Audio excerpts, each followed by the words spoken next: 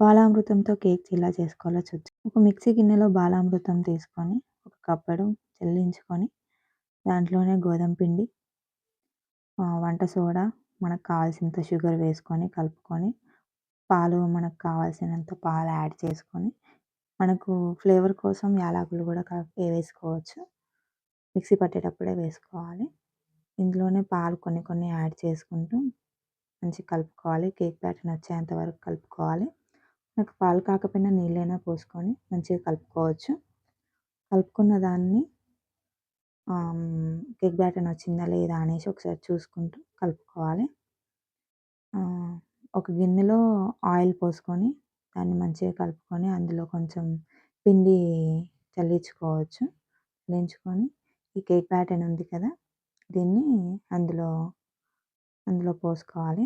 పోసుకున్న తర్వాత ఏం కింద హోల్స్ లేకుండా కింద 2-3 సార్లు ఇట్లా కొట్టి ఒక గిన్నెని 5 మినిట్సే వేడి చేసుకోవాలి హై ఫ్లేమ్లో పెట్టి. తర్వాత ఈ కేక్ని అందులో పెట్టి 30 మినిట్స్ బేక్ చేసుకోవాలి.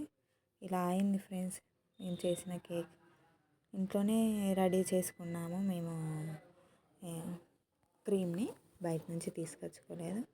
ఇంట్లోనే బిస్కెట్స్ ప్యాకెట్స్తో అందులో పాలు పోసి మిక్సీ పట్టుకొని మాకు కావాలనుకుంటే షుగర్ వేసుకోవచ్చు, లేదంటే స్కిప్ చేయవచ్చు.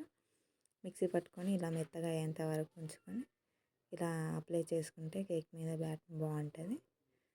నేనైతే ఇలా చేస్తున్నా ఫ్రెండ్స్. వద్దు అనుకుంటే మీరు బాలామృతం నార్మల్గా చేసుకొని కట్ చేసుకొని తినొచ్చు. మేమైతే న్యూ ఇయర్ కోసం అనేసి ఇలా కేక్ తయారు చేసామండి. మీకు నచ్చితే మీరు కూడా ఇంట్లో ఒకసారి ట్రై చేయండి. బాగుందో లేదో మళ్ళీ కామెంట్స్లో నాకు చెప్పండి. మేమైతే ఇట్లా న్యూ ఇయర్ అనేసి ఒక వైట్ క్రీమ్ తయారు చేసుకొని దాంతో హ్యాపీ న్యూ ఇయర్ అనేసి రాసేసాం. కొంచెం లూజ్గా రావడం వల్ల అది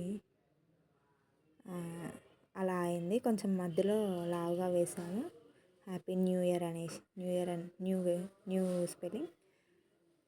కానీ టేస్ట్ మాత్రం సూపర్గా ఉంది. మాకు బాదం ఇంట్లో డ్రై ఫ్రూట్స్ ఉండే, ఆ డ్రై ఫ్రూట్స్తో మంచిగా నెయ్యిలో వేంపి ఇలా డెకరేషన్ చేసుకున్నాం ఫ్రెండ్స్.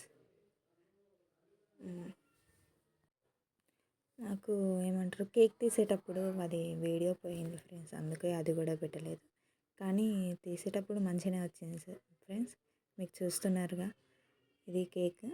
ఇది 2 టైమ్స్ చేసాం మేము. అంటే ఒక గిన్నెలో వేరే పెట్టాం, ఇంకో గిన్నెలో వేరే పెట్టాం. దానివల్ల ఒకటి కింద స్టెప్ పైన స్టెప్ అని 2 స్టెప్స్ లాగా చేసాము. వీడియో ఎలా ఉందో మాకు